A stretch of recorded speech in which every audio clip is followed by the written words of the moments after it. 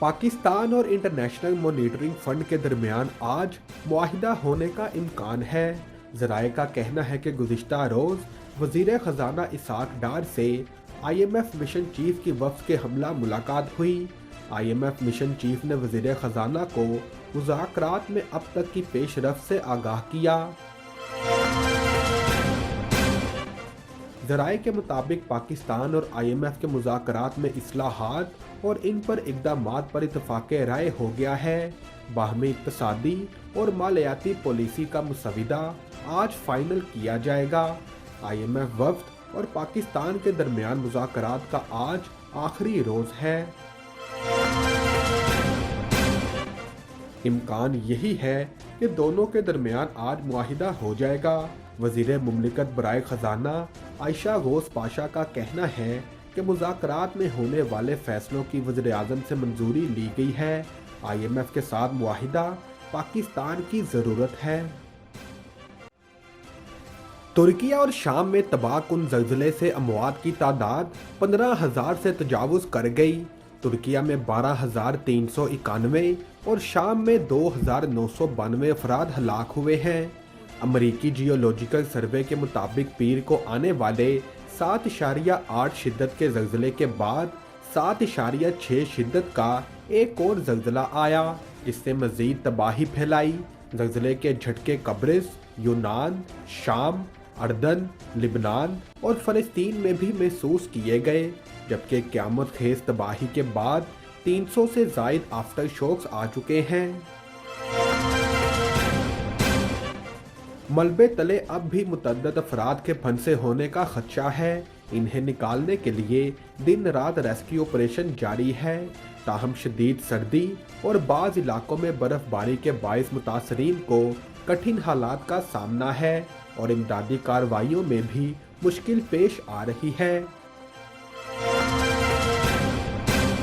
तुर्किया में इमारतों के मलबों से 8,000 से ज़ायद अफराद को निकाला जा चुका है।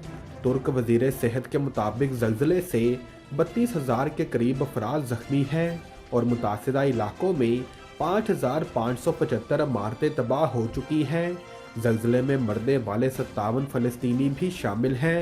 तुर्क मीडिया के मुताबिक मलबे तले दबे ज़ल्ज़ला मुतासरीन मोबाइल फ़ोन से वीडियोज़, वॉइस नोट्स और लाइव लोकेशन भेज रहे हैं।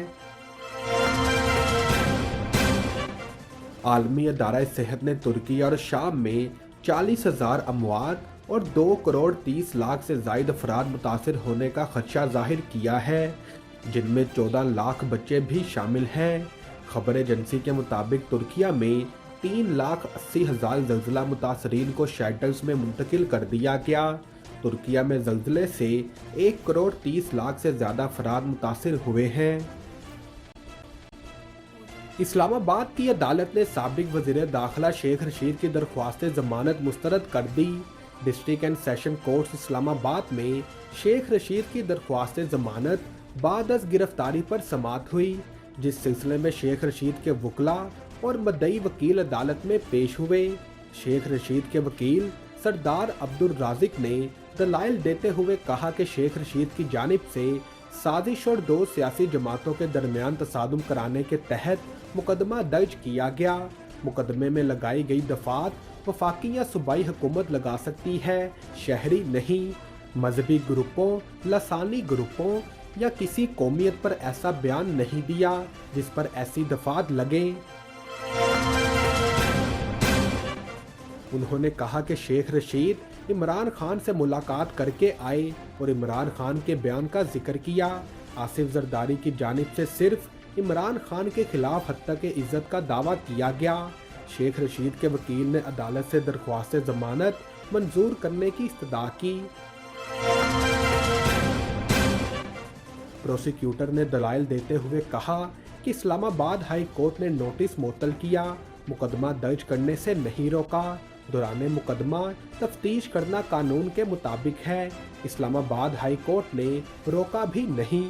प्रोसिक्यूटर ने कहा कि शेख रशीद का बयान इंतहाई इश्तियाल फैलाने पर मबनी है। उन्होंने कोई आम जुर्म नहीं किया, सजा 7 साल तक है।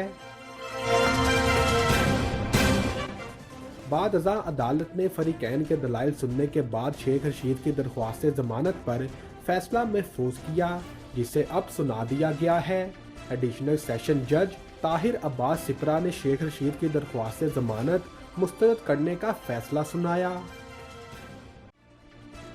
तहरीक इंसाफ ने पार्लियामेंट के मुश्तरका इजलास में शिरकत का फैसला कर लिया। पाकिस्तान तहरीक इंसाफ के अरकान का पार्लियामेंट लॉजिस में इजलास हुआ, जिसमें पीटीआई ने पीर को पार्लियामेंट के मुश्तरका इजलास में शिरकत का फैसला किया। ज़राए का कहना है कि पीटीआई ने 43 अरकान कौमी असम्बली को डी नोटिफाई करने के इलेक्शन कमीशन के फैसले की मुअत्तली के बाद अदालती हुक्म मौसूल होने की सूरत में आइंदा का लाहे अमल बनाने का फैसला किया है। पीटीआई ज़राए के मुताबिक इस सिलसिले में तमाम कानूनी तकाजे पूरे किए जाएंगे और अरकान का कहना है कि अदालती हुक्म मिलने से कबल पार्लियामेंट आने का कोई फायदा नहीं। इससे कबल कौमी असम्बली सेक्रेटेरिएट और स्पीकर के मौक़िफ़ के बाद पीटीआई मेंबरान ने अपना फैसला तब्दील किया था और अदालती फैसले की रोशनी में ही असम्बली जाने का फैसला किया। ज़राए का कहना है कि कौमी असम्बली सेक्रेटेरिएट ने अदालत के तहरीरी हुक्मनामे तक पीटीआई मेंबरान को इजलास में आने से रोकने का कहा है। ज़राए के मुताबिक इस्तीफ़ों का मामला मुअत्तल के बजाय कल अदम हो तो ही पीटीआई मेंबरान कौमी असम्बली में वापस आएंगे। वाज़े रहे कि गुज़िश्ता रोज़ लाहौर हाई कोर्ट ने पीटीआई के 43 अरकान कौमी असम्बली को डी नोटिफाई करने का इलेक्शन कमीशन का फैसला मुअत्तल किया था और अदालत ने इन हलकों में ज़िमनी इलेक्शन भी रोक दिया है। गवर्नर खैबर पख्तूनख्वा ने पीटीआई के मरकजी रहनुमा से मुतल्लिक दावा किया है कि परवेज खटक आने वाला इलेक्शन किसी और पार्टी के साथ मिलकर लड़ेंगे। पेशावर में मीडिया से गुफ्तगू करते हुए गवर्नर खैबर पख्तूनख्वा हाजी गुलाम अली ने कहा कि मैं वर्कर हूं, लेकिन कुछ लोग मेरी सरगर्मियां माजी के गवर्नर की तरह देखते हैं। मुझसे पहले कोई भी गवर्नर किसी अदारे में नहीं गया।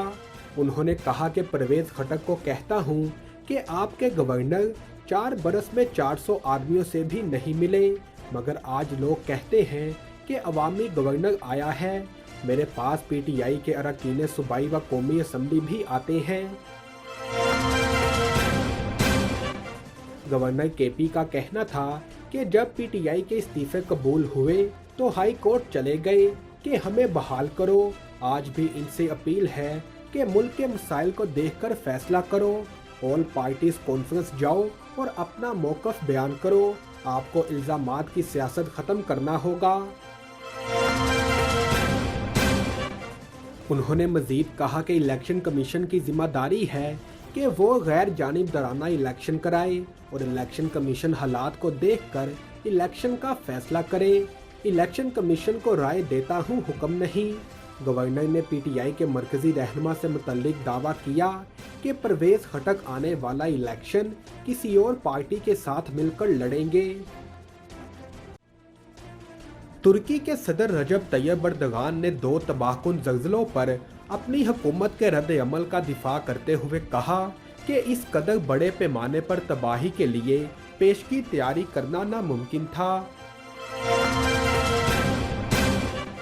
तुर्की और शुमाली शाम में कम अज़ कम 15,000 अफराद की हलाकत की तस्दीक हो चुकी है।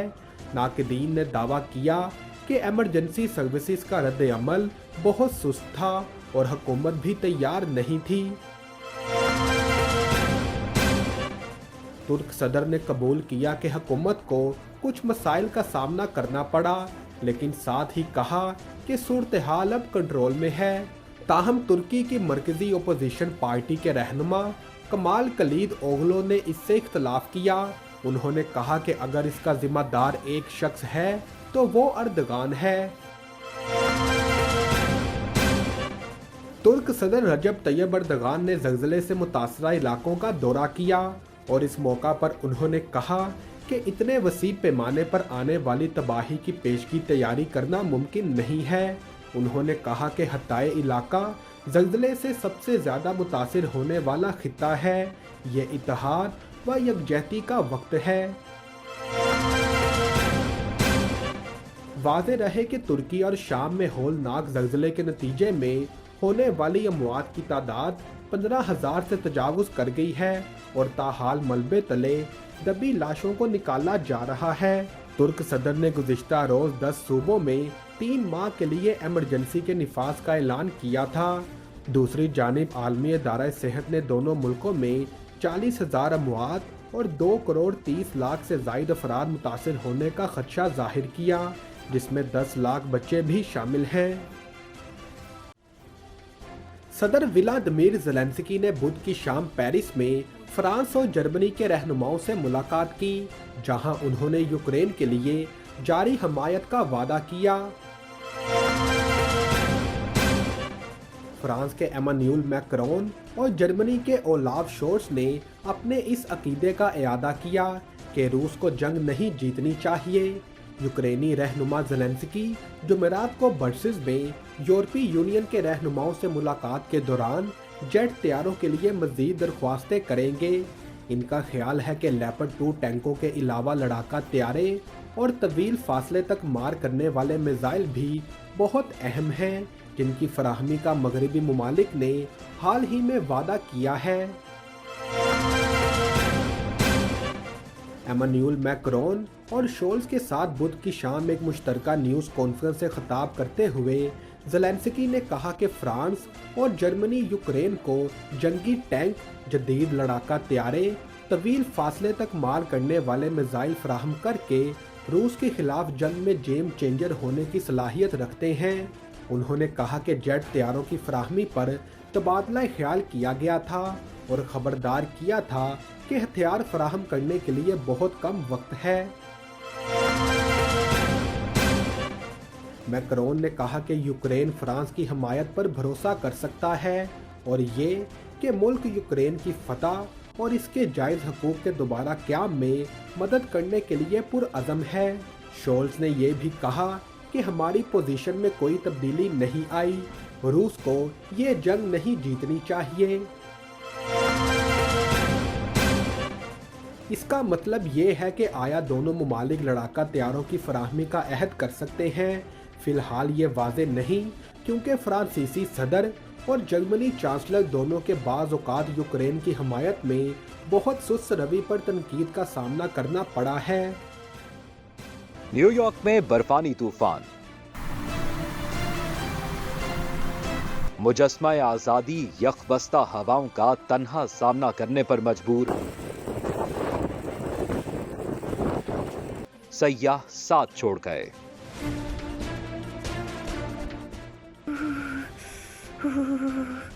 قسم سے بہت سردی ہے۔ لاہوری چلی پر آئیں، سردیوں کے کھابے کھائیں۔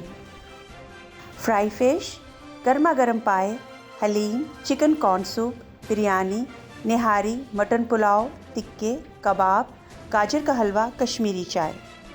1026 Coney Island Avenue, Brooklyn, New York, 7188591400۔ قسم سے بہت سردی ہے۔ لاہوری چلی پر آئیں، سردیوں کے کھابے کھائیں۔